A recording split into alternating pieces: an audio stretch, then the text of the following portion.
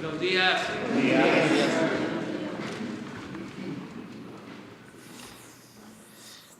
Bueno, el día de hoy vamos a ponernos al corriente, vamos a cumplir con el compromiso que hicimos de informarles sobre la situación de las estancias infantiles. Si ponemos en contexto este tema, debe de decirse que ha generado bastante polémica. Se llegó a mencionar de manera reiterada como campaña que estábamos cancelando lo de las estancias infantiles. Y así se quedó en el imaginario colectivo de que se cancelaban las estancias infantiles, cosa que no es cierto, pero una mentira que se dice muchas veces puede convertirse en verdad. Eso decía Goebbels, el propagandista de Hitler. Lo que se planteó desde el principio es de que todo el apoyo del gobierno se iba a personalizar, se iba a entregar de manera directa, sin intermediarios, porque era mucho el abuso y la corrupción. Se usaba a la gente y sobre todo a la gente humilde. Supuestamente se destinaban recursos para apoyar a la gente y ese dinero, esos apoyos no llegaban, se quedaban en el camino, o cuando llegaban se entregaba poco porque había moche, había piquete de ojo. Entonces se decidió que todo el apoyo del gobierno se entregue de manera directa, sin intermediarios. Habían organizaciones que recibían muchísimo dinero y los dirigentes de esas organizaciones se quedaban con una buena cantidad de ese dinero. Ahora se está avanzando para que el adulto mayor, la persona con discapacidad, el joven que recibe una beca, el que está como aprendiz, obtenga su apoyo con una tarjeta. Por eso se hizo un censo general y aprovecho para seguir informando sobre este tema con la idea de que los que no han sido censados lo planteen y busquen a quienes hacen este trabajo y se movilicen con ese propósito, que lo censen, porque pueden haber adultos mayores que no estén recibiendo la pensión porque no están en el censo. En este caso de los adultos mayores tenemos una meta de 8 millones y se están atendiendo cerca de 7 millones, es decir, falta 1 millón de adultos mayores que podrían ser beneficiados, pero que no han sido censados o no se les ha encontrado o no tenemos la manera de identificarlos. Cuando se decidió que los adultos mayores pensionados del ISSSTE y del Seguro también recibieran el apoyo, se solicitó al ISSSTE y al Seguro los padrones que utilizan para pagar las pensiones, y tuvimos un porcentaje de esos padrones con nombres o direcciones incompletas, un porcentaje menor, pero ahí está todavía, sin que se aclare, y no podemos dispersar recursos si no estamos convencidos de que existen las personas, para no caer en errores, en simulación. Entonces, todo esto lo digo para que los que no han sido censados, no son atendidos, que sepan que existen los programas y que todos debemos también ayudar, los que podamos hacerlo, que un adulto mayor pues no pueden estarse movilizando tanto, pero sus familiares que ayuden. Yo estoy hablando en todos los actos de que el gobierno que se heredó es como un elefante reumático, es un cuerpo de avance lento que lo tenemos que empujar entre todos para que camine, porque no estaba hecho para beneficiar a la gente, sino estaba hecho para facilitar el saqueo en beneficio de una minoría, para hacer negocios, business. Era como el puerquito, era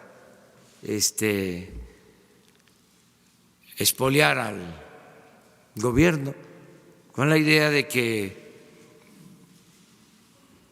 ¿qué te va a importar a ti estar defendiendo al gobierno o estar defendiendo el presupuesto si no es dinero tuyo? Esa mentalidad que prevaleció durante mucho tiempo. Entonces, ahora se requiere de la participación de todos para que las cosas se hagan bien y se beneficie a la gente que lo necesita, y que todos ayudemos con este propósito. Ya se están entregando de manera directa apoyos a más de 13 millones de personas, adultos mayores, personas con discapacidad, jóvenes, becarios, campesinos que están recibiendo sus apoyos de manera directa, pero pensamos que van a pasar de 20 millones los beneficiarios y llevamos hasta ahora, repito, más de 13 millones. Todo esto lo planteo porque es el contexto para entender lo de las estancias infantiles. Era un programa en donde una persona, dos, mujer o hombre, organizaban en sus domicilios o en algún sitio dar atención a niños de madres trabajadoras. Ese fue el concepto original, para que los niños quedaran en resguardo de maestras o de estas personas encargadas de las estancias infantiles. No se trata de instituciones o de instalaciones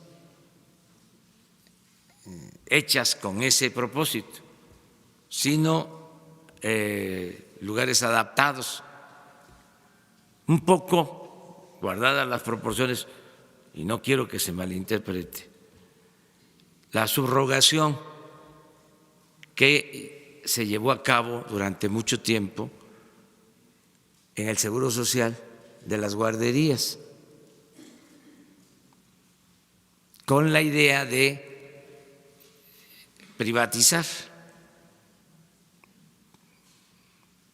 una función del seguro, y así suele suceder, o así pasaba, se subrogaba. Entonces ya no atendía de manera directa el Seguro Social la estancia o la guardería, sino daba el dinero para que una asociación civil se hiciera cargo de dar el servicio. Eso fue lo de la ABC. Entonces nosotros no compartimos ese punto de vista, esa concepción, porque no solo es el manejo del dinero o las irregularidades que puedan haber en el manejo del dinero, sino la seguridad. Imagínense miles de sitios donde están los niños. ¿Quién supervisa? ¿Cómo garantizamos el cuidado de los niños? La corresponsabilidad que tenemos. Entonces, por eso se decidió, como en otros programas, lo hicimos también en las becas que se entregaban del Prospera, y lo mismo, y encontramos que habían listados, y eso está pendiente porque se los vamos a presentar también, y no existían las familias, o se decía que les daban una cantidad y en realidad recibían mucho menos, porque era dinero, la mayor parte, entregado en efectivo. Entonces, todo esto es lo que se está corrigiendo. En el caso de las estancias, se hizo un censo, porque hubo protestas y ya tenemos los resultados de qué es lo que hay en realidad, cuántos padres de familia y cuántos niños. Y independientemente del diagnóstico, estamos asumiendo el compromiso de entregar los apoyos, pero de manera directa a las madres y a los padres de familia. Si ellos deciden por su voluntad entregar esos recursos a quienes manejaban las estancias infantiles, nosotros no tenemos ningún inconveniente, pero tiene que ser por decisión de ellos, voluntaria, porque también hay que aclarar, no todas ni todos los que estaban manejando este programa lo hacían mal. No se puede generalizar. Había personas que sí actuaban de manera correcta, con integridad. Por eso también hay algunas molestias, pero tenemos que corregir y no podemos hacer excepciones. Nos llevaría muchísimo más tiempo. Además, consideramos que debe de cambiar el método, que tiene que ser entrega directa en todo. Esto me lo han recomendado mucho la misma gente. Me dicen, no nos dé el apoyo a través del gobierno. No solo no nos dé el apoyo a través de las organizaciones sociales, civiles, no nos los dé a través del gobierno, que no pase por las oficinas del gobierno. Eso es lo que me plantean. Entregue el apoyo de manera directa a la gente. Y eso es lo que estamos haciendo, de la tesorería de la Federación al beneficiario. No solo es no entregarle a la organización campesina o a la organización de la sociedad civil o a la fundación el apoyo para que ellos lo entreguen. La gente no quiere que pase por las oficinas de gobierno, por las secretarías, por los gobiernos estatales, por los gobiernos municipales, porque tienen la idea, y hay pruebas de que así ha sucedido, de que no llega el apoyo completo o no llega. Esto lo vemos, por ejemplo, en el programa de apoyo a comunidades mineras. Se logró que una parte de los derechos cobrados por la explotación minera llegaran a las comunidades donde se lleva a cabo la extracción del mineral y donde se necesita por los efectos de la explotación minera, inclusive daños o falta de arreglo de caminos, falta de agua. Y estamos hablando de hace 5 años que se aprobó esa ley. Y si se hace una auditoría técnico-administrativa, lo que ha bajado a las comunidades ha sido muy poco, porque se ha quedado en las instancias gubernamentales y ha sido desviado para otras actividades, ha sido transferido el recurso. Entonces ya no queremos eso. Queremos que el apoyo sea lo más personalizado que se pueda. Vamos a explicarles, vamos a informarles cuál fue el resultado del censo que se hizo. Les estoy pidiendo a María Luisa Albores, a Ariana Montiel, que es la secretaria de Bienestar y la subsecretaria encargada de este programa y de otros. Estoy pidiendo que toda esta información la envíe al Instituto de Transparencia, toda la información, para que de acuerdo a los procedimientos legales, se pueda entregar a quien la solicite.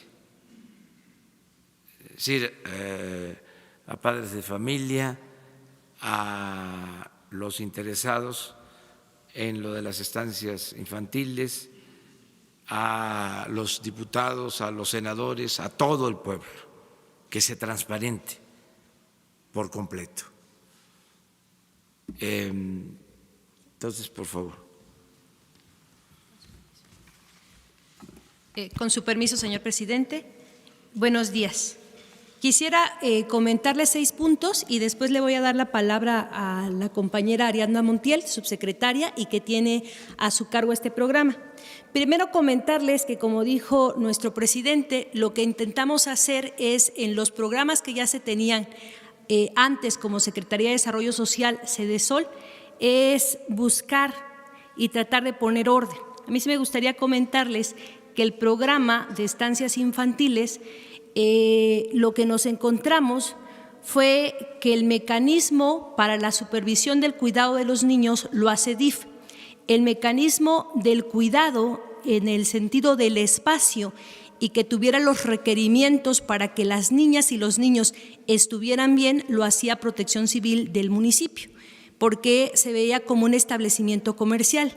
Y en el caso de lo que era Sedesol, era quien otorgaba el recurso directamente a las encargadas o responsables de estancia por niño cuidado en esa estancia. Entonces, había 3 elementos. ¿Por qué lo comento?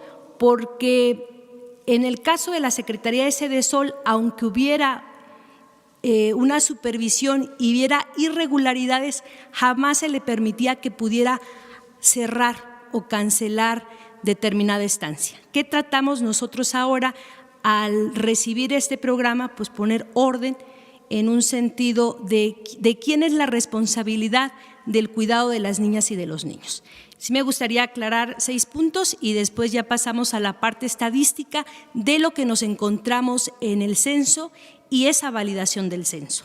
La primera es comentarles que el programa de apoyo para bienestar de niñas y niños hijos de madres trabajadores busca el cuidado infantil.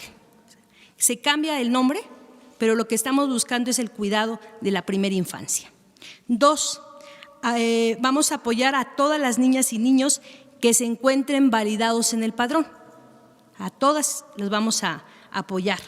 3, y en el caso del apoyo, sí me gustaría comentarlo, se está planteando el apoyo de 800 pesos mensuales en entregas bimensuales. Eso nos da 1,600 pesos. Sí me gustaría aclarar que el caso enero, febrero, marzo, abril correspondería a 3,200 pesos que se les va a estar ya entregando a quienes son responsables de la niña o niño, madre o padre. Esa dispersión se empieza mañana 4 de abril, ya en los diferentes lugares de la República. Y en el caso de niños con alguna discapacidad, el monto es de 3,600 bimensual, ¿sí? Entonces sería 7,200 la entrega que correspondería enero, febrero, marzo, abril. No dejaremos sin apoyo a ningún niño que lo necesite y que esté dentro de la validación. Comentarles que los cambios en el programa no implican el cierre de estancias infantiles.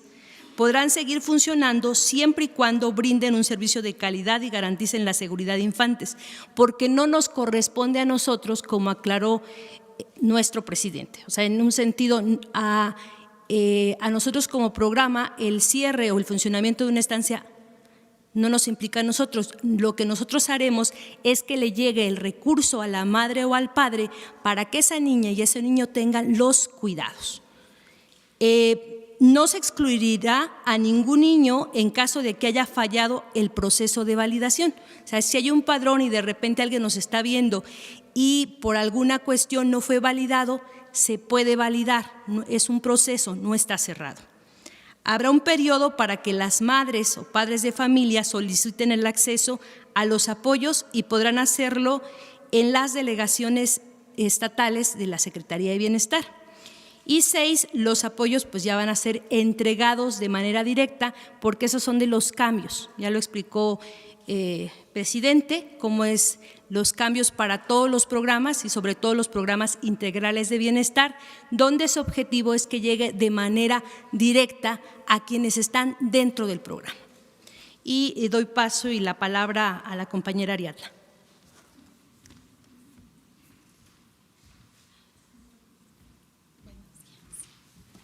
Con su permiso, señor presidente. Bueno, pues vamos a explicar la metodología del censo. Como ya explicó el presidente, en general todos los programas tienen que ser verificados antes de que pasemos a la entrega de los recursos, porque ha sido una constante que nos hemos encontrado inconsistencias, por lo cual, aunque hemos invertido tiempo en esto, decir que este es el motivo del retraso, hacer una validación física en las viviendas a través de los servidores de la Nación, a quienes les agradecemos mucho el esfuerzo que realizan todos los días. Si avanzamos la lámina, gracias. Aquí tenemos el dato. En el mes de diciembre del 2018 tuvimos un padrón de 313,000 madres y padres tutores, de 329,000 niñas y niños. Para el mes de enero, 16,000 madres ya tendrían acceso al programa, inclusive como estaba en antaño, porque el programa solo abarca hasta niños con 4 años cumplidos. De tal manera que 19,000 niños para enero ya no serían beneficiarios del programa bajo ningún esquema. Entonces, bajo el padrón de enero de 2019, estamos hablando de 296,000 madres de familia y 310,000 niños, porque hay madres de familia que tienen 2 niños que estaban dentro del programa. En el recorrido que se hizo casa por casa, pudimos incorporar al programa 203,000 mamás y 213,000 niños. El resto, que son 93,000, poco más de 93,000 madres de familia y padres, representa 97,000 niños que no localizamos. Y hay un catálogo de motivos por los cuales no fueron localizados e incorporados al padrón. Principalmente porque los domicilios son inexistentes. Las personas no son localizadas en el domicilio que está registrado. Es decir, que 93,000 madres de familia no pudieron ser verificadas. Algunas son de cambio de domicilio en la misma colonia y al enterarse que estaba haciéndose el censo se pudo recuperar la incorporación de ellas y de los niños y las niñas también a este padrón. Y 874 madres de familia no aceptaron el programa, que representa el 0.3%. Decir que de estos 203,000 padres, madres o tutores, todos han aceptado por escrito con su firma que el modelo que se les está planteando del programa es correcto y lo aceptan. Ya tenemos la aceptación, insisto, con firma autógrafa de cada una de las cédulas que se les presentó para validar sus datos, que sean correctos, sus domicilios y demás, para poder pasar al proceso de bancarización y entregarles una tarjeta para que, como todos los programas del Gobierno de México, pueda hacerse a través de este mecanismo y no haya nadie en la intermediación de la entrega del apoyo. Como ya lo explicó, sí, avanzamos. Como ya lo explicó la secretaria, ha habido inconsistencias. Aquí colocamos en esta lámina los puntos, digamos, que encontramos con mayor consistencia, o se presentaron de manera permanente. Domicilios inconsistentes, calles que no corresponden a las colonias. Esto pasó en los 32 estados. Este mecanismo de que las calles no corresponden a las colonias pasó en los 32 estados y es la gran parte de los 93,000 registros que no están localizados. Registros de personas en un municipio con datos de otro estado, personas que no viven en los domicilios registrados, titulares con registros de hijos en estados diferentes. Encontramos algunas madres que tienen registrado un hijo en Michoacán y otro en Zacatecas, o sea, una inconsistencia ilógica. Niñas y niños que no asisten a la estancia, que nunca asistieron o que dejaron de asistir antes de diciembre del 2018. Estancias sin funcionamiento desde el 2018, cuando se les preguntaba si acudían a determinada estancia, referían que esas estancias no existían ya desde el 2018. Y cambios de domicilios no reportados, tratamos de hacer un esfuerzo en campo de localizar a las que hubieran tenido un cambio de domicilio en la misma zona, pero algunas refieren que hace algunos meses o años ya no viven en ese lugar. De tal manera que ese es, digamos, de manera general el contexto que encontramos en el censo.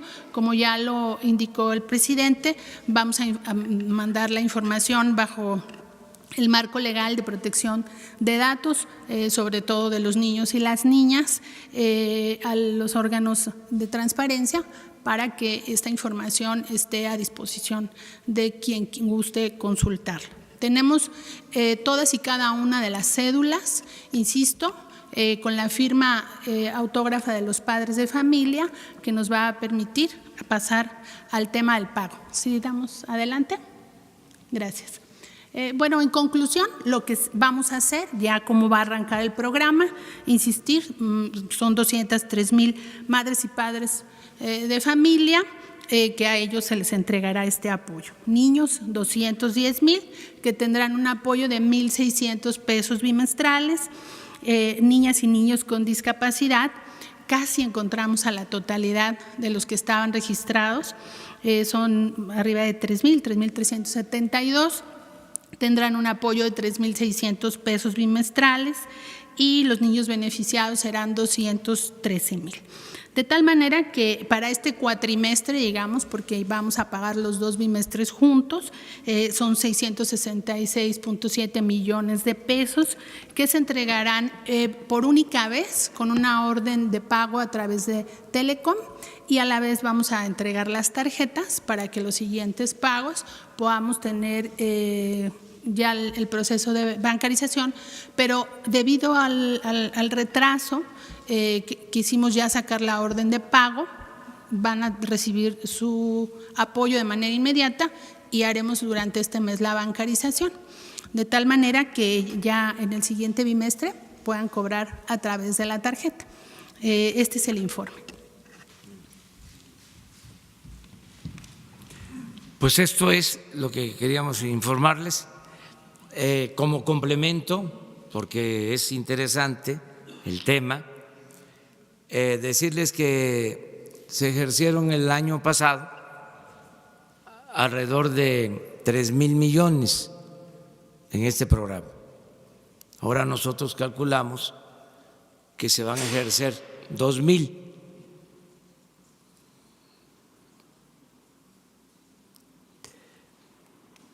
Esto implica un ahorro, aún cuando supuestamente se entregaba más de los 800 pesos, se entregaban 900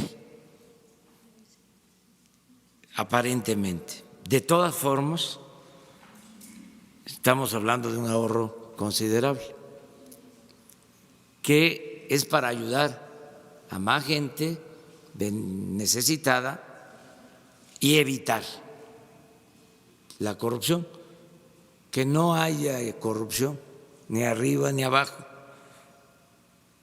Entonces, todo esto pues genera molestias, a veces por la desinformación se piensa que estamos dejando de apoyar a quien lo necesita.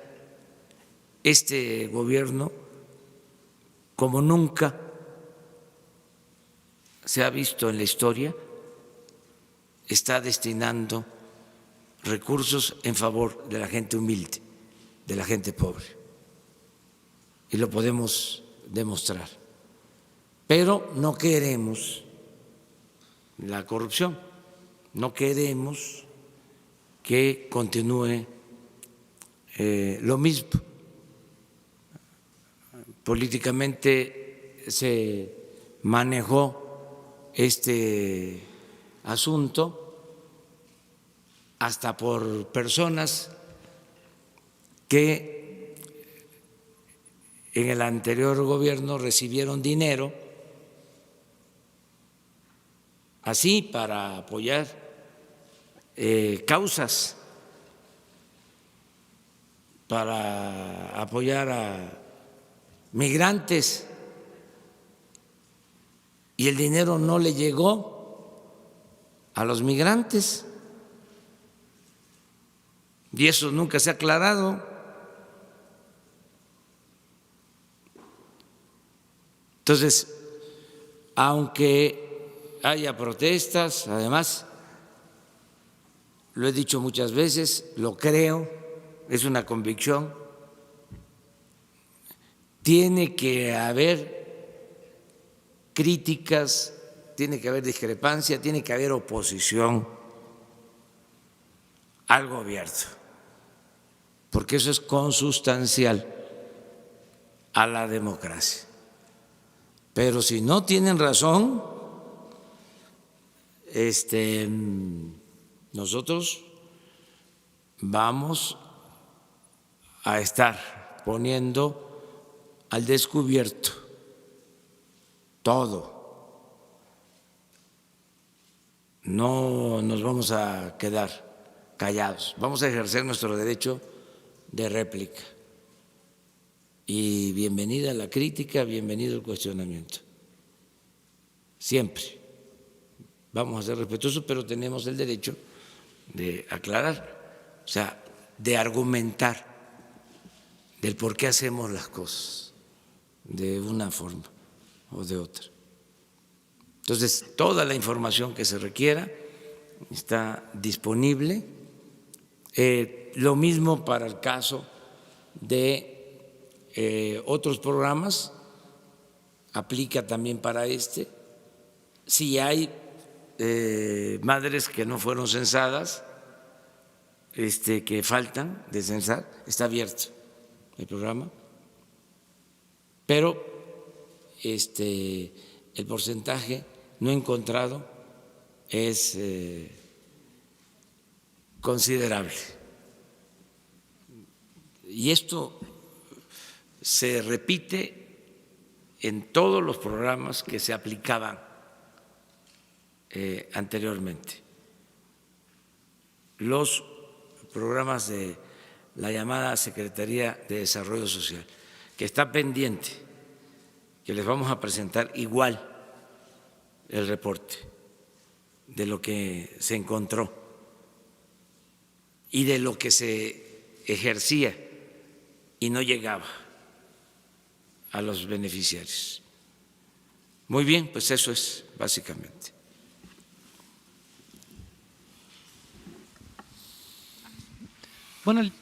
Buenos días, presidente. Alberto Rodríguez, de SDP Noticias. Le quiero hacer una pregunta. Es un tema de obvio interés general que tiene muchas aristas muy delicadas. Pido una disculpa, yo sé que esta pregunta la tenía que hacer una mujer, pero ya me toca a mí. Le quiero hablar sobre las denuncias del movimiento Me Too.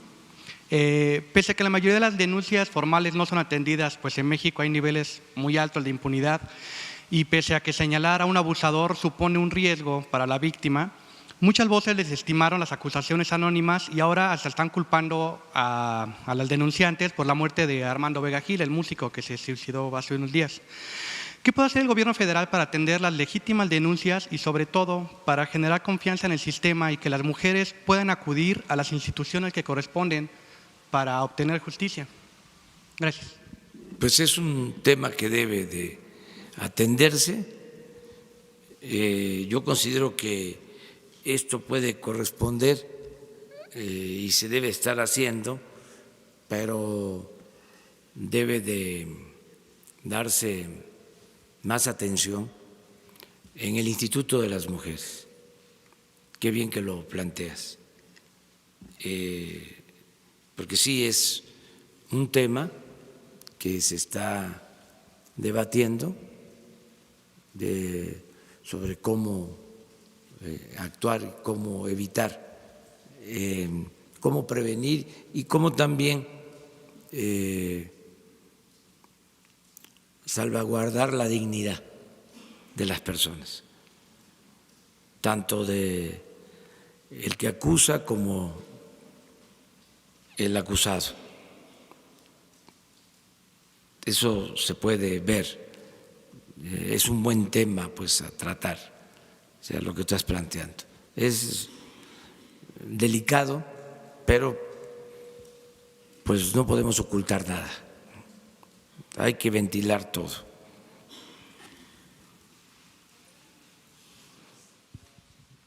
A ver, ustedes dos.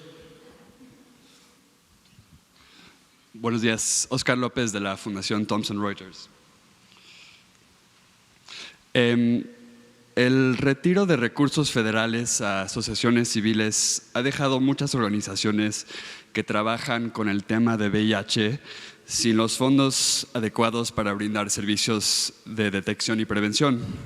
Al mismo tiempo, el cambio de la manera en hacer licitaciones de medicamentos ha dejado un desabasto de medicinas para tratar esta enfermedad. En una época cuando la tasa de esta enfermedad está creciendo en el país, ¿qué hará el gobierno para asegurar que las poblaciones más vulnerables, los pobres, las mujeres transgénero, los hombres gays, entre otros, tengan acceso a las medidas de prevención y tratamiento que podrán salvar sus vidas? Gracias. Todo el apoyo para quienes necesiten medicamentos. No se trata de dejarlos sin protección, al contrario, es atenderlos mejor y que no falten los medicamentos. Hay que buscar la forma, estoy seguro que ya lo está haciendo la Secretaría de Salud. Lo que queremos es acabar con la corrupción en general, porque ese es el cáncer que destruye a México.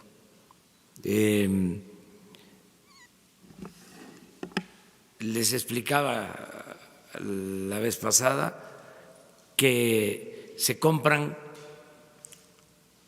4,000 millones de dólares de medicamentos. Una sola empresa vendió al gobierno 1,300 millones de dólares el año pasado. 3 empresas, el 60% de todos los medicamentos. Y en efecto, no hay medicamentos en centros de salud, en hospitales, con todo ese gasto. Entonces ahora se están haciendo compras consolidadas y está participando la ONU para que sean compras transparentes y que no haya corrupción, porque es un crimen robarse el dinero de los medicamentos. Entonces, eso es lo que ya no queremos que suceda, pero no dejar de atender a quienes lo necesitan.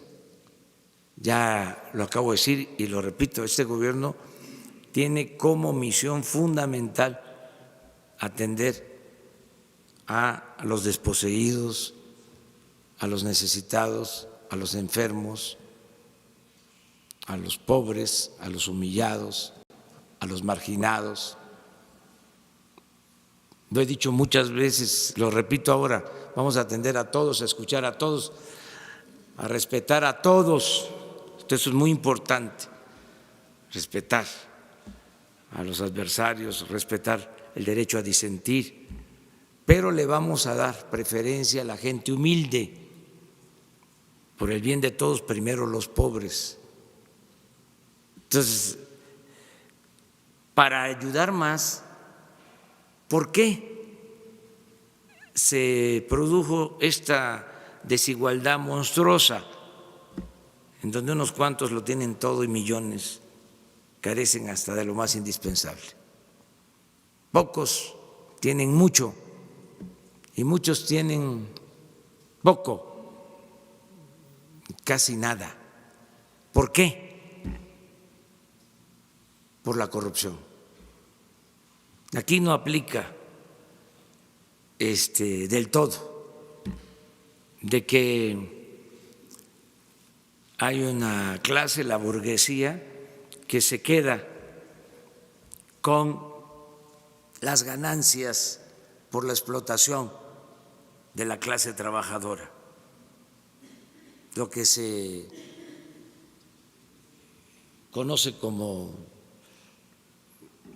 teoría marxista,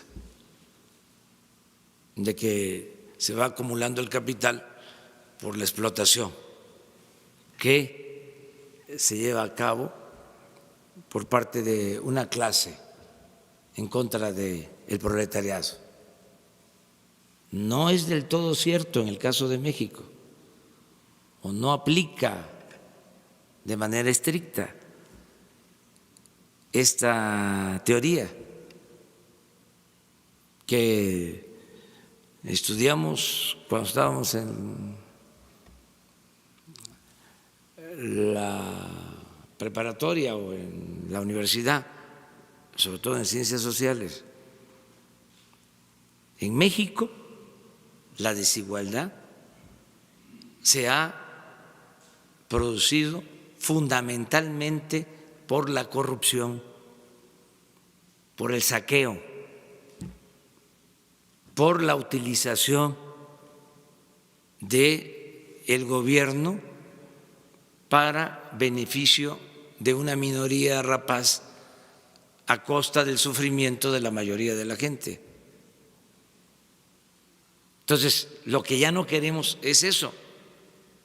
No queremos un gobierno convertido en un comité al servicio de una banda de malhechores, de rufianes,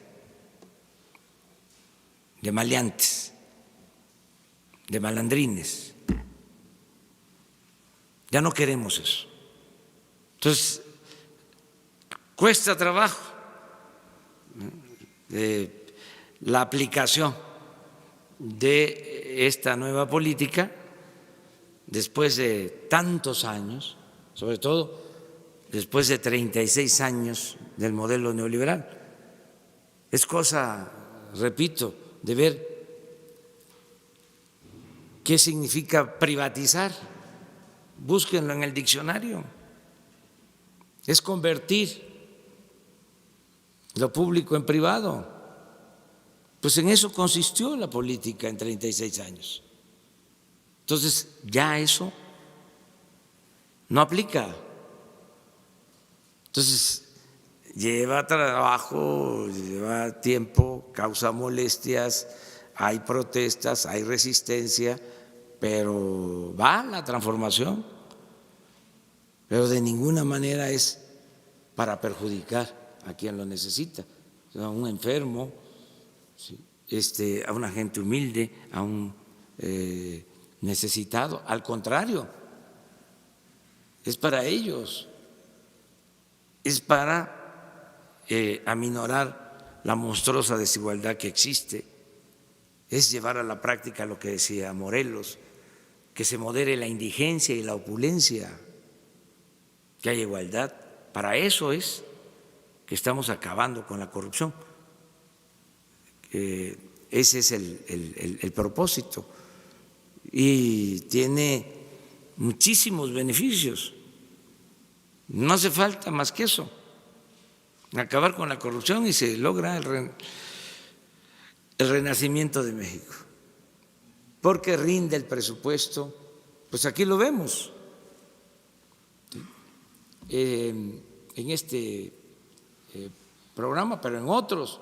Imagínense lo que hicieron de entregar, por ejemplo, los contratos para los gasoductos, que eso me trae molesto. Entregan contratos para construir gasoductos y la empresa que recibe el contrato, autorizado por la CRE,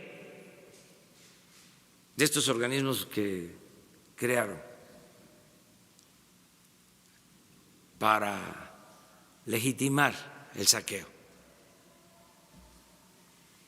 Si un gasoducto cuesta $1,000 millones, se va a terminar pagando $8,000 millones. Pero eso no es todo. El gasoducto no pasa a ser parte de la Comisión Federal de Electricidad, no se convierte en propiedad de la nación, sigue siendo de la empresa. Eso es más que corrupción, eso es robo, es saqueo. Ese tipo de contratos estoy seguro que no se otorga en ninguna parte del mundo, en ningún lugar de la tierra, solo en México. Abusaron, se pasaron. Entonces, eso es lo que ya no queremos. Entonces, yo entiendo que puede haber preocupación y de buena fe, bien intencionada, de quienes piensan de que con estas medidas que estamos tomando se va a afectar, ¿no?, los derechos de los ciudadanos y de la gente que necesita apoyos. De ninguna manera, de ninguna forma. Sí, señor presidente, Demián Duarte, de Pasión por los Negocios, Proyecto Puente, Política y Rock and Roll Radio. Vengo de Sonora, presidente. Bueno, y primero le quiero agradecer a nombre de todos los sonorenses las 2 visitas que nos hizo en el mes de marzo. Lo esperamos más seguido por allá. Como vengo de Sonora, le quiero plantear temas que son de interés de los sonorenses en particular. Tenemos, usted sabe, Sonora es el principal estado minero del país. Ahorita abordó usted el tema del fondo minero. Y tenemos la inquietud en Sonora, creo que también se ha planteado en Chihuahua en particular, de cómo van a ser las reglas de operación para la entrega de los recursos del fondo minero, que ya más o menos estamos en tiempo, y se asume que a Sonora le corresponden alrededor de 1,200 millones de pesos. Sin embargo, no ha habido una claridad respecto a cómo se van a orientar estos recursos. Quisiéramos conocer de su perspectiva al respecto. El otro tema también se relaciona con minería. En particular, usted sabe, porque yo lo vi en URES en específico en la campaña, tenemos un problema con los derrames que ya van a cumplir 5 años este agosto que viene. El asunto es que hubo un fideicomiso al que Grupo México aportó 2,000 millones de pesos y bueno, sabemos que se aplicó una parte del fideicomiso, estuvo al frente del fideicomiso Rodolfo Lassi Tamayo, pero hubo una opacidad por alrededor de 800 millones de pesos. Se ha reclamado que se audite y se informe cómo se aplicaron esos recursos y quisiéramos saber, bueno, si hay una perspectiva para que haya una remediación total de los daños ambientales que provocaron estos derrames. El otro tema, señor presidente, tiene que ver con su presencia en San Luis Río Colorado recientemente. Usted habló y refirió el tema de los combustibles en la frontera. En Sonora tenemos 11 municipios que son beneficiarios, sin embargo no ha llegado el tema de la baja en los precios de la gasolina como se ha esperado. Tenemos 3 meses con la zona libre, se entiende que es un elefante, un cuerpo de lento desplazamiento, sin embargo, bueno, los sonorenses esperan una respuesta al respecto. Y el tercero, en términos temáticos, estamos preocupados porque tenemos una reserva de la biosfera, incluso es la reserva más grande de América Latina, se llama el Pinacate. Está tomada desde inicios del mes de marzo por ejidatarios que reclaman derechos de propiedad, no dejan entrar ni siquiera al personal de control de la Semarnat, mucho menos a visitantes, y esto pues provoca una preocupación fuerte porque se trata de una reserva que es incluso más grande que estados completos como Tlaxcala, Colima o Aguascalientes. Quisiéramos, saber si existe la posibilidad de que el gobierno federal intervenga al respecto. Muchas gracias, señor presidente. Muy bien, sí, muy buenas tus preguntas. Ahora me vas a estar recordando una por una, pero vamos a darle respuesta. Y qué bien que estás aquí. Y esto que también sirva para invitar a periodistas de los estados para que hagan sus planteamientos, porque esta conferencia la ven muchos ciudadanos, ¿no?, de Sonora y de todo el país. Entonces, sí, contestarte. Primero, decirte que hay el compromiso, y a mí me sirve mucho para empujar el elefante, hay el compromiso de terminar la carretera, ¿sí?, que atraviesa Sonora para abril o para mayo, que no se puede pasar de ese tiempo. O sea, informo a los sonorenses.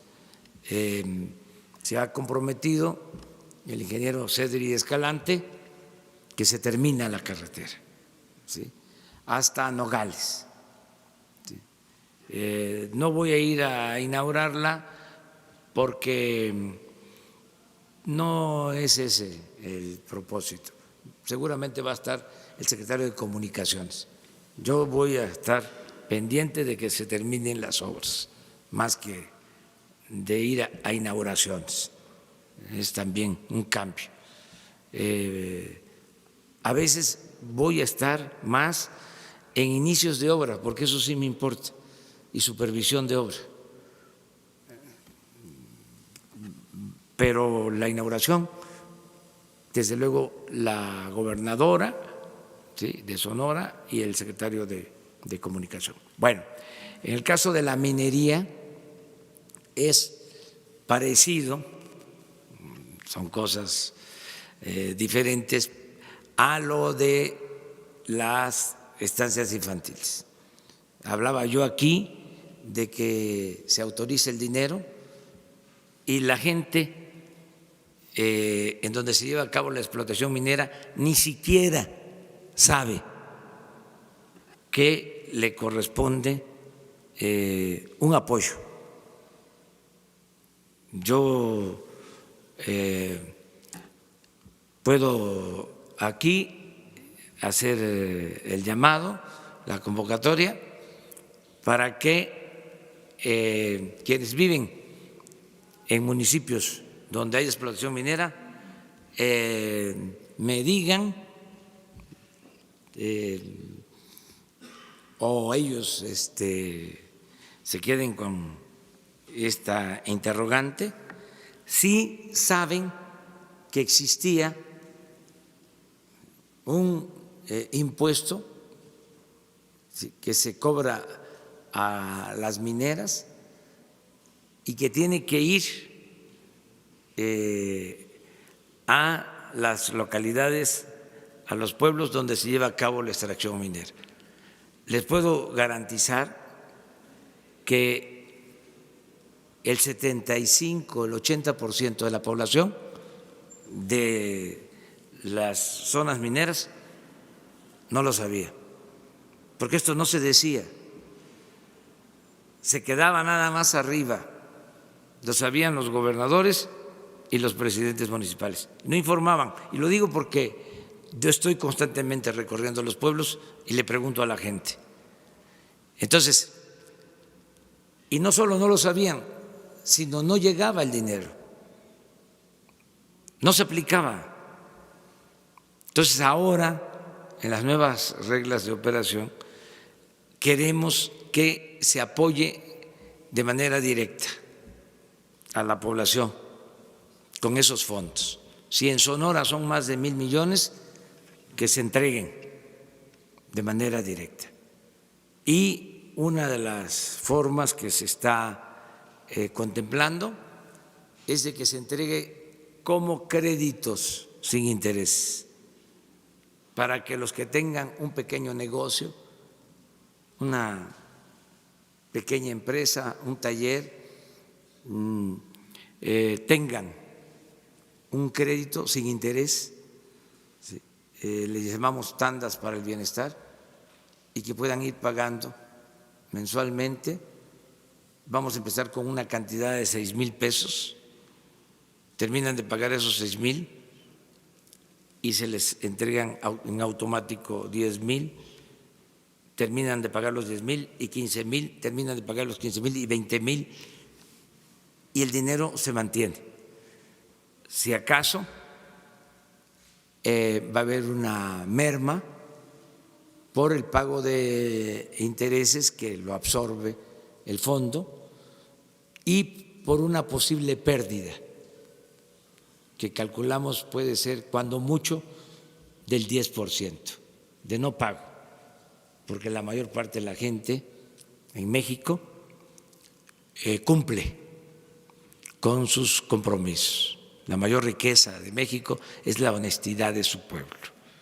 Entonces, pensamos que de esta manera se puede ayudar a las poblaciones mineras y se reactiva la economía. Eso por lo que estás planteando sobre la minería. Desde luego, algunas autoridades, sin tener todos los elementos o por querer manejar los fondos como era antes, sin transparencia, se inconformaron y presentaron una controversia constitucional diciendo que nosotros no podemos decidir sobre las reglas de operación de este programa. Nosotros sostenemos, el gobierno federal, que sí podemos tener injerencia para decidir sobre cómo se aplican los fondos. Esto ya está en el Poder Judicial. Vamos a esperar que el Poder Judicial resuelva sobre esta controversia. Acerca de los daños que causó el derrame de desechos de las minas o de la mina del Grupo México en Sonora, en efecto se creó un fideicomiso, pero hay inconformidad, ¿sí? Acerca de el funcionamiento de las plantas de tratamiento. Algunas se instalaron, otras no, y se está revisando este proceso. Decirle a la gente que se va a revisar cómo se aplicaron los fondos y qué se invirtió, qué no se invirtió, y vamos a informar acerca de el tema de la gasolina en la frontera, presidente. El tema de la gasolina, tienes razón, es lo mismo, es empujar el elefante. Estuve por allá, fui a San Luis Río Colorado y ahí sí se está aplicando, sí, pero no en Caborca ni en Nogales. Entonces ya tiene instrucciones la secretaria de Economía, Graciela Márquez, para que sea uniforme, que sea en toda la frontera. Lo mismo quitar trabas para la disminución del impuesto sobre la renta y para la disminución del IVA del 16 al 8%. Lo que sí se está aplicando bien, me consta, es lo del aumento al salario mínimo, pero falta el complemento, o no se está aplicando del todo el programa de zona libre en la frontera, pero ya estamos trabajando sobre eso. Tenemos problemas en Agua Prieta y en Puerto Peñasco también, presidente, en el tema de la gasolina en particular. Se lo comento porque me tocó recorrer directo. El caso de Peñasco, o sea, sería Sonoita, o sea, porque son las poblaciones fronterizas. Ya Puerto Peñasco ya no está en la zona fronteriza. Acuérdate que son 25 kilómetros de la línea divisoria. Entonces, de todas formas lo vamos a ver. ¿Qué otra cosa me preguntaste? Sin abusar de su tiempo, presidente, pero el tema de la reserva de la biosfera del Pinacate para nosotros es muy importante porque recibimos visitantes de todo el mundo y es una de las, digamos, imágenes icónicas de nuestro estado, es donde protegemos la fauna y la flora de nuestro desierto, ¿no? Tomamos nota y desde ahora se ve, y mañana en la mañana, en la reunión de seguridad, que coordina precisamente un sonorense, Alfonso Durazo, le vamos a pedir que atienda este asunto, el gabinete de seguridad. Eso fue todo. A ver, las tres compañeras, dos y Sara. Gracias, señor. Bueno, sí. Gracias, señor presidente. Sandy Aguilera, de Grupo Larsa Comunicaciones. Actualmente, en distintos estados del país se utiliza el sistema de multigrado en planteles o instituciones. En la mayoría de los casos no están habilitados los docentes y no están capacitados estas instituciones para atender esta problemática. ¿Tiene contemplado en su gobierno mejorar y habilitar los centros escolares para que se busque la inclusión de la niñez? Sí. Gracias. Es una muy buena pregunta y son de los temas más preocupantes en la educación. Ya ven cómo se politiza todo, se carga de ideología y los temas más interesantes se hacen a un lado. Este tema. Hay miles de escuelas que son atendidas por 1 o 2 maestros, los 6 grados. O sea, eso es lo de multigrados. Un maestro atiende a niños de primero, de segundo y de tercero.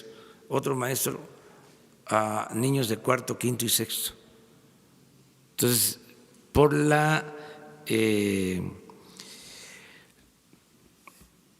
dispersión poblacional que existe, estamos buscando cómo mejorar este sistema. Hay opciones. Existe una opción que es la de la creación de los centros integradores de servicios. Estamos trabajando en eso. Vamos a constituir 8,000 centros integradores, que son poblaciones más abajo en población, con menos población que las cabeceras municipales, pero más cercanas a las poblaciones pequeñas dispersas. Entonces, en estos centros integradores, ¿sí?, queremos crear las escuelas o tener escuelas albergues, ¿sí?, completas.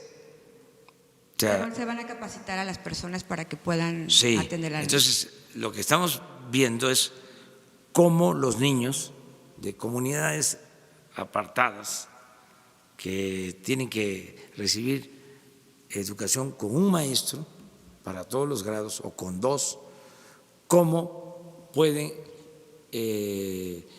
ir a estas escuelas que están distantes de todas maneras, pueden estar a 6 horas, 8 horas, ¿sí?, a pie.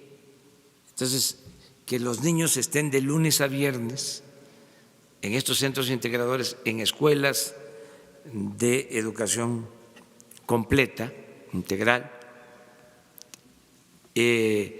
también con actividades relacionadas con la producción, con oficios, ¿sí?, talleres, ¿sí?, actividades agropecuarias, ¿sí?, en albergues, que puedan vivir ahí, que puedan tener alimentación y irse los viernes por la tarde a sus comunidades con sus padres.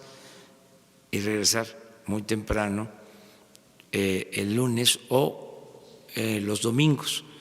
Estamos trabajando sobre esto. Hay ya modelos que han funcionado, donde se han aplicado, y concentrar lo más que se pueda, porque estamos hablando de poblaciones muy pequeñas, donde son escuelas con 40 alumnos, 50 alumnos. Entonces, no se puede tener un maestro por cada grado. Entonces, estamos trabajando en eso. Qué bien que lo planteas, que esos son de los grandes problemas. No tengo el dato exacto, mañana lo voy a tener, pero estoy seguro, ahí sí me dejo de llamar Andrés Manuel, que la mayoría de las escuelas son multigrados en el país. Entonces, cuando hablan de, si me dejo de llamar Andrés Manuel, puedo quedar como Andrés o como Manuel, pero sí son miles, y es importante pues, tocar este tema, porque esto ni se sabe, no se conoce. Los defensores de la mal llamada reforma educativa se van por otro lado, o sea, no atienden esto, que es lo que debería de importarnos. Luego, otro tema, la deserción escolar. En esas situaciones muchos niños ya no pueden seguir estudiando. ¿Sí? La deserción en el nivel medio superior, que es preocupante, los que entran a la preparatoria y no terminan, es el porcentaje mayor. Entonces, son los temas que tenemos que atender en lo educativo.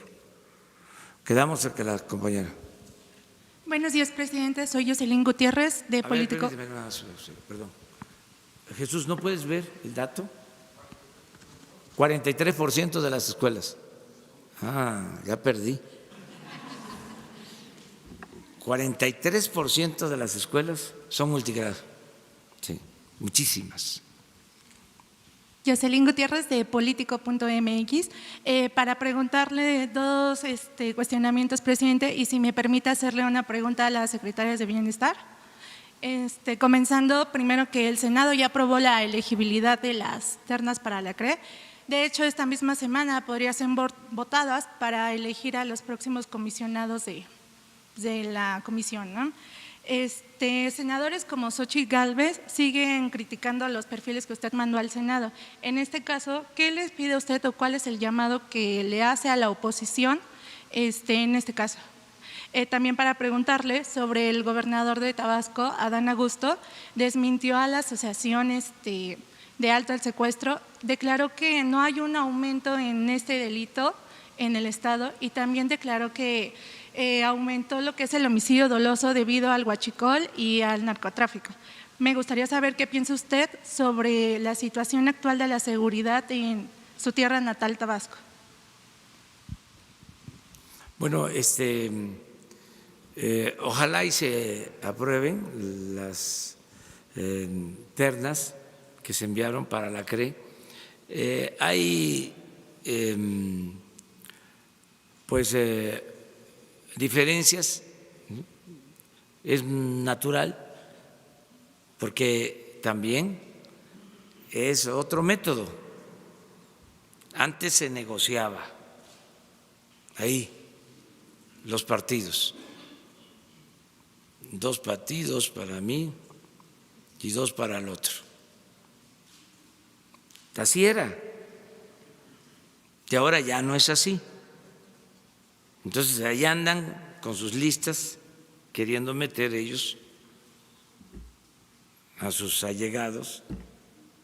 Y además es un asunto, pues imaginen, la CRE, que fue la que autorizó todos estos contratos leoninos. O sea, son los representantes, o eran representantes, de grupos de intereses creados, hasta con conflictos de intereses. Entonces, no les conviene. Ahora, son técnicos y es gente honesta la que se envió. Entonces, el otro día un periódico, ¿no? La prensa fifí, diciendo que uno de los que envié vende perfumes.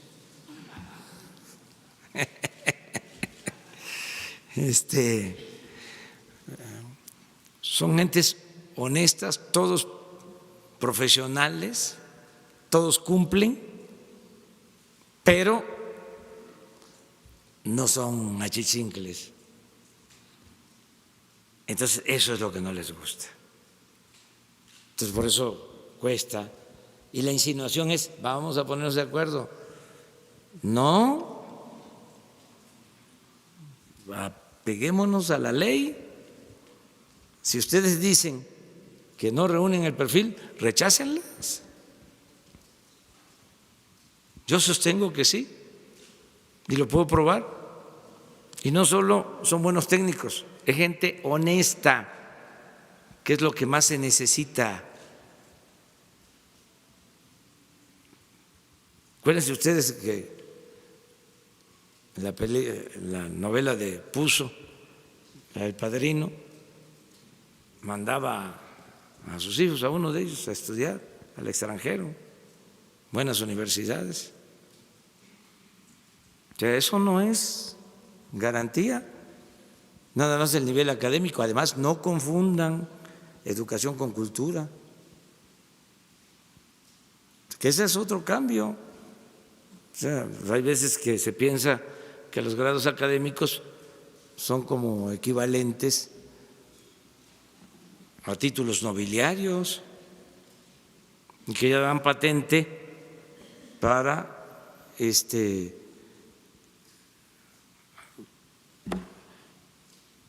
cometer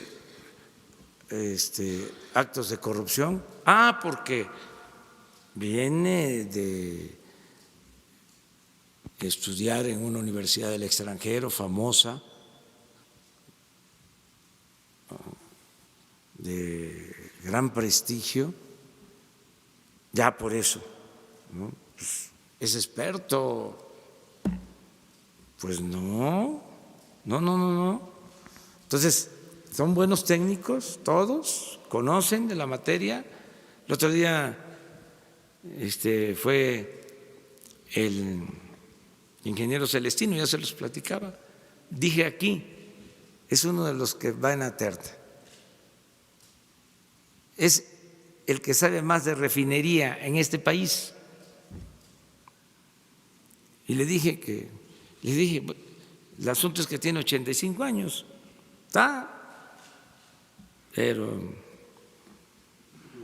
lúcido y activo y trabajador. Y dije aquí que tenía 85. Y me dijo, le agradezco, licenciado, porque no tengo 85, tengo 90, pero como ya es un decreto presidencial, ya tengo 85. Ya me quedo como 80. Pero es una gente que sabe, pues es uno de los que está ahí propuesto. Entonces vamos a esperar a ver qué resulta. Ojalá y los senadores revisen bien sobre este tema, ¿sí? Y se atienda para que estemos todos tranquilos, porque dan miedo. Antes también daba miedo el Congreso. Yo descansaba cuando se iban a periodos extraordinarios, es decir, cuando no estaban, no extraordinarios, cuando se iban a receso, todas las reformas que hicieron en el periodo neoliberal, ¿sí?, para afectar al pueblo, se autorizaron en el Congreso, las reformas constitucionales. Entonces, cuando estaban en receso, podía uno estar tranquilo. Cuando había sesiones, ¿qué van ahora a aprobar estos? Era una amenaza pública. Entonces, que todos estemos tranquilos, ¿sí?, que no vayan a aprobar cosas en contra del interés general. Todas las reformas que ordenaron desde el extranjero para la aplicación de la agenda de las llamadas reformas estructurales, las aprobaron los diputados y los senadores. O sea, toda la modificación al marco legal. Hasta se puede hacer el relato, pero entonces ahora ya no, ahora ya hay más tranquilidad, que los legisladores actúan con independencia, no hay consigna para que aprueben determinada política, ¿no? Entonces, eso es lo que puedo contestarte. Ojalá y se resuelva pronto. Lo otro… Gracias. Lo otro, le comentaba que el gobernador de Tabasco, Adán Augusto. Sí, mire, todos los días vemos qué sucede en los estados, y Tabasco tiene en incidencia delictiva, vamos a decir que está a la mitad de la tabla en incidencia delictiva, en homicidios, en robos, en secuestros, a la mitad. Ayer, por ejemplo, esto me da gusto, no es para cantar victoria, pero ayer de los 32 estados, lo puedo probar, es más, ojalá y pasen la tabla hoy, ¿sí?, de los homicidios, hubieron 15 estados sin homicidio, de los 32. Eso es alentador, claro. Eso fue ayer, ¿sí? Alrededor de 70 homicidios el día de ayer. Entonces, todos los días estamos viendo. Por ejemplo, ayer, de los estados con más homicidio, Chihuahua, y a ver si el Estado de México, a ver si me equivoco. Miren, eso fue lo de ayer, homicidios. Pero cuenten donde no hubo. ¿Cuántos son?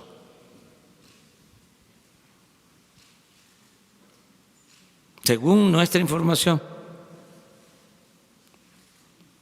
son 15, ¿verdad?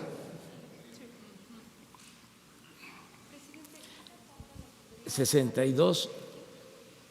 Hay otras fuentes, pero la nuestra es esa. Entonces les hablaba yo de Chihuahua, 10, y el Estado de México. Presidente, y aquí nos preguntamos si hay alguna forma Por cierto, de que pueda… ¿Tabasco cuántos tiene? Bueno, no hubo ayer. ¿Esa incidencia la podría presentar diariamente con base en las reuniones de gabinete? ¿Es una forma de medir y de… Nosotros estamos desde las 6 de la mañana viendo esto. mostrarla, digamos, como una rutina informativa? Ya se hace pública todos los días. Pero no tiene, exacto. O sea, viene como el… Ya, va por estado. Sí. Pero todos los días, esta es nuestra preocupación. Pero no solo nos preocupamos, nos ocupamos. Y a partir de esto es que tomamos decisiones. Por ejemplo, si Baja California traemos 4, cuando llegamos a tener solo en Tijuana 20, es que nos está funcionando el plan. Por ejemplo, Guanajuato, que siempre había estado arriba, ¿cuántos trae ahora? 2. Y Jalisco es otro estado complicado. ¿Cuánto trae? 4.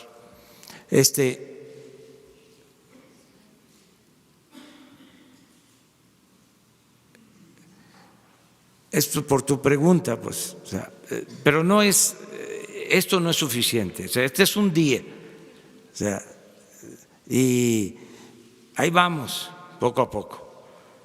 Desde luego, esto va a mejorar. Este es un desafío, un reto.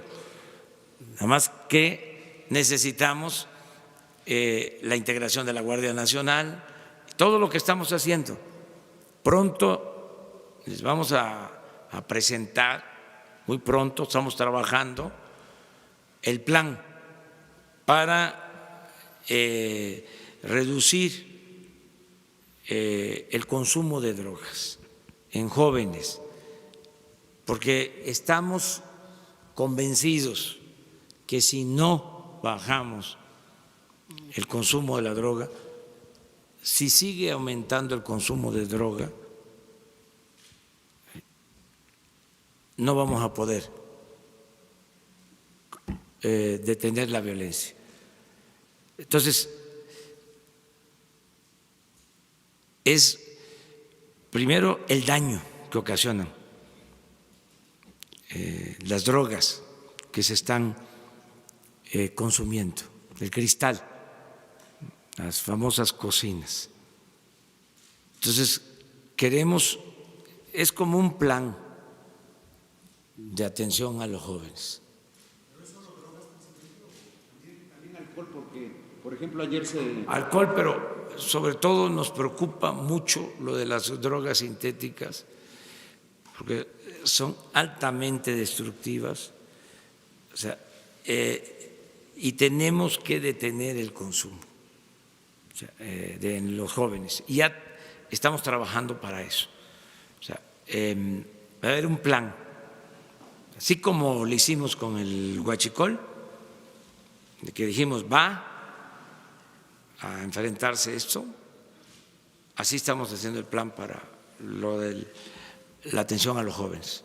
Yo le preguntaba por el alcohol porque ayer se publicó una encuesta en la que refería, digamos, el índice de alcoholismo, se enfocó más al, digamos, a jóvenes entre 18 y 29 años que tienen que ver con el programa de jóvenes, y se decía que al menos 1 de cada 10 está inmerso en el alcoholismo. Sí, estamos trabajando en el diagnóstico para saber, o sea, no se puede transformar una realidad que no se conoce. Entonces, queremos conocer bien cómo está el consumo, cómo se ha comportado el consumo de alcohol, el consumo de droga de un tiempo a la fecha. Porque es muy grave el aumento en el consumo, porque la población mexicana, por nuestras culturas, no hay que olvidar que la cultura es la que nos salva siempre. Entonces, por nuestras culturas, por la cohesión de las familias mexicanas, la familia mexicana es la institución de seguridad social más importante del país. Entonces, últimamente ha habido mucho problema de desintegración de las familias. Entonces, no había tanto consumo no se incrementaba el consumo en el país, era más tráfico. Entonces, tenemos que atender el tema, porque si enfrentamos el incremento o detenemos el incremento, frenamos el incremento del consumo, lo disminuimos, vamos a poder garantizar la paz y la tranquilidad. Es que la adicción lleva, ¿sí?, a la consumación de otros delitos, induce a que se cometan otros delitos, además de el daño que provoca, o sea, la destrucción de los jóvenes. Entonces, ese es un tema importantísimo, es un tema prioritario que vamos a atender. Ya estamos trabajando sobre eso y ya esto va a ser acompañado por una campaña, pero no queremos nada más la campaña, no es nada más no consumas o no caigas en las garras de los delincuentes o no te destruyas, sino dar opciones alternativas, ¿sí?, a los jóvenes, tanto a los jóvenes para que no caigan en la drogadicción, campaña preventiva. Hay madres que me dicen, le encargo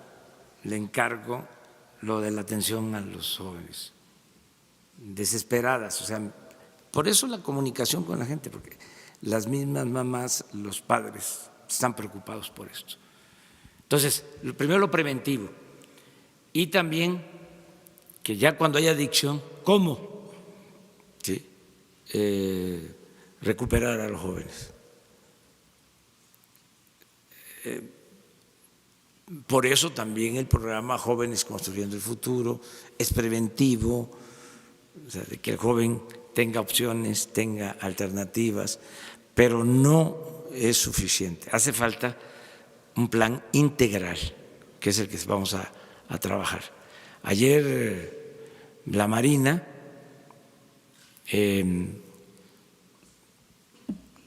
desmanteló instalaciones de procesamiento de droga, cocinas de elaboración de cristal. ¿No las tienen ahí las fotos? Ya con esto terminamos, que nos ampliamos mucho hoy. Ya, disculpe, y la pregunta tienen ganas de irse a desayunar. La pregunta para las secretarias de Bienestar. Al desayuno, a ver si la tienen. Sí, estamos sobre el tema, pero esto es importante. Si ya lo abordamos. Entonces, sí me da por que me dejen contestar la pregunta que tengo sobre las estancias infantiles. Mientras buscan. Sí, adelante. Muchas gracias. Mi pregunta es si tienen alguna cifra sobre las denuncias presentadas, sobre las irregularidades que ustedes detectaron de las estancias infantiles, si tienen algún número de la Fiscalía, con la Fiscalía General o alguna otra dependencia, autoridad. No, hay algunos amparos. Se comentaba que porque no se habían hecho las reglas de operación. De hecho, en una de las láminas que presentó la compañera Ariadna, se nota ahí que fue el 28 de febrero. Sí se publicaron las reglas de operación, pero hay un cambio de nombre. No se llama el programa Estancias Infantiles, que es lo que estuvimos comentando al principio. Es becas para niños y niñas de madres trabajadoras. Y el esquema cambia porque queremos que llegue el recurso a quienes están en el programa, y en este caso la responsabilidad de estas niñas y de estos niños son las madres o los padres, en este caso los tutores. Por eso es el cambio. Muchas gracias. A ver, pónganla, miren.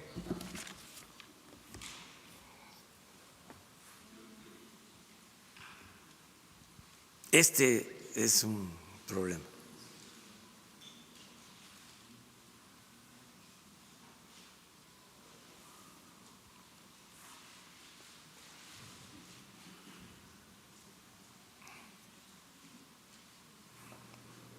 Miren lo que se usa.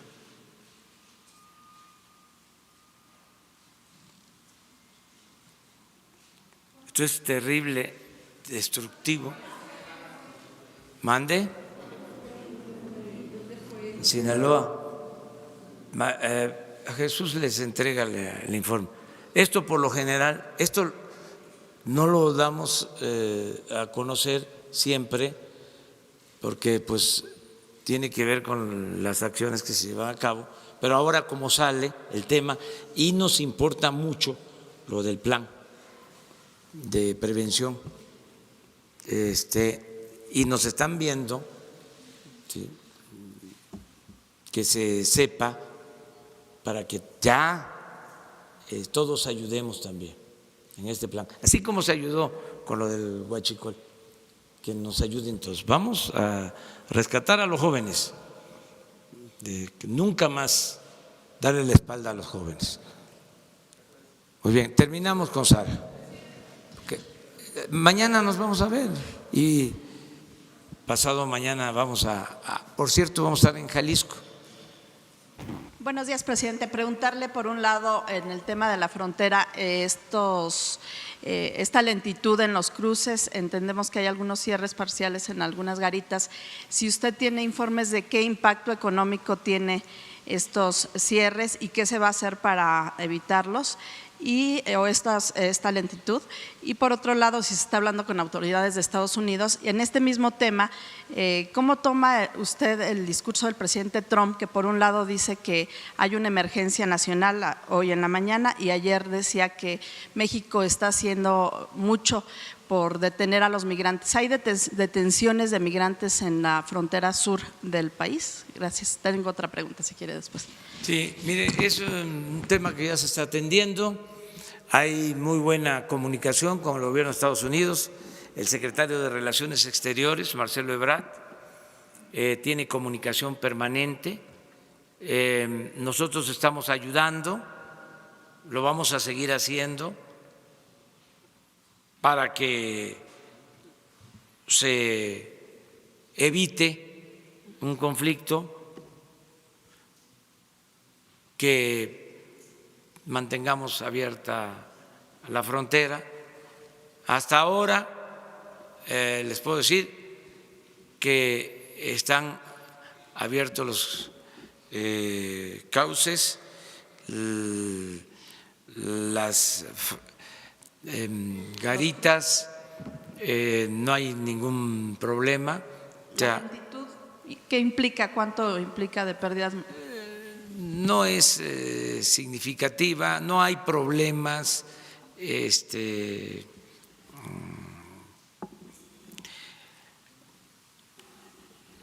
graves, no hay, y vamos a procurar distender este ambiente.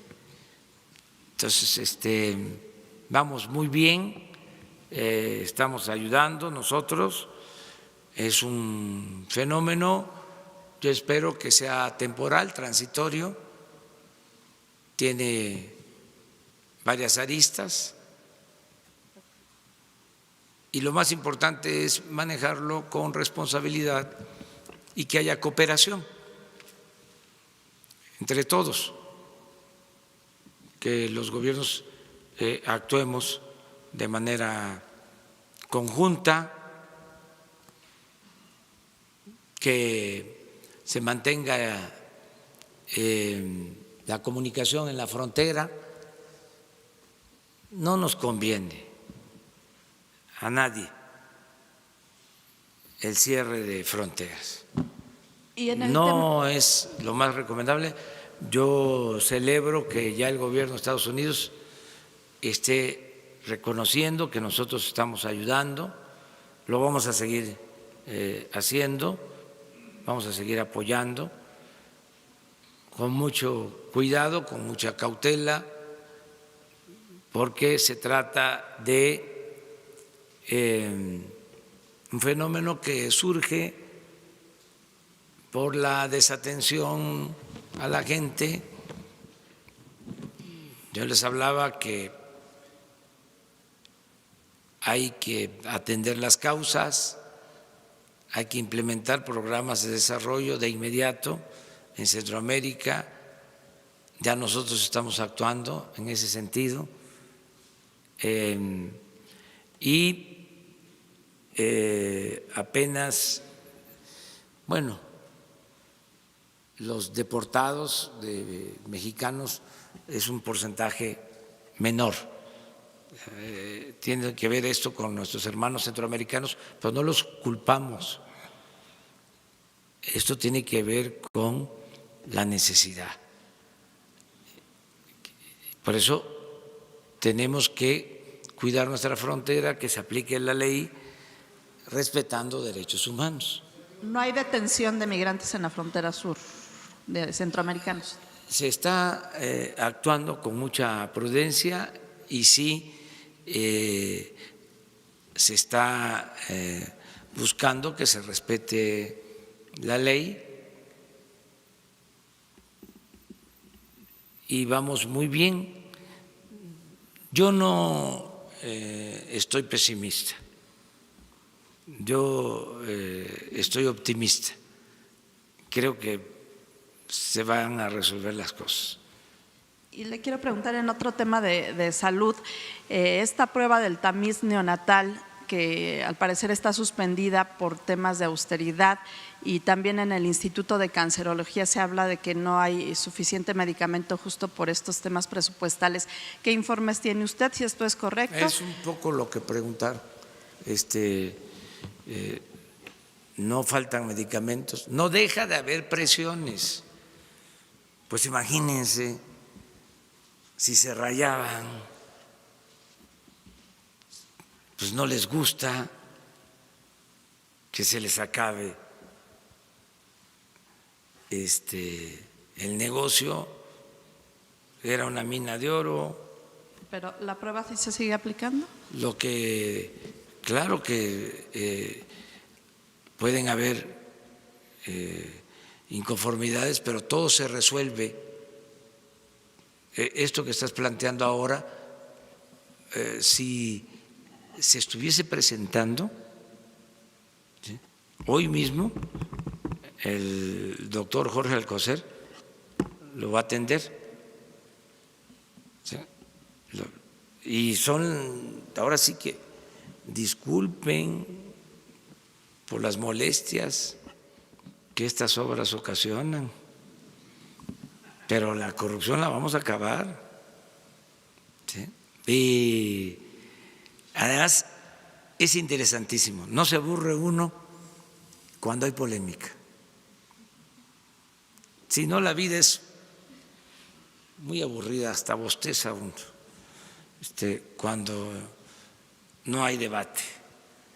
O sea, la democracia tiene eso, ¿no? Un gran atractivo, es un estímulo, es el mantener una sociedad viva, avispada, despierta, ¿no?, demandante. Eso es la democracia, eso es lo que queremos. No ciudadanos imaginarios, sino ciudadanos de verdad. Entonces estamos viviendo un tiempo muy interesante, de mucha participación. Muchísimas gracias. Gracias.